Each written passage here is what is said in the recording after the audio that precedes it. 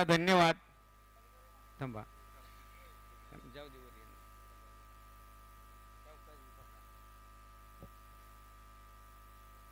Yes.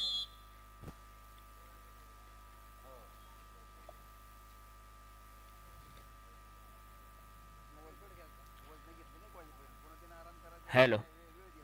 माती विभाग 65 kilo Sahil Shelke Maval लाल पट्टी बांधून तयार आहे आणि सूरज कोकाटे इंदापूर आपण निळी पट्टी बांधून तयार आहे पैलवान.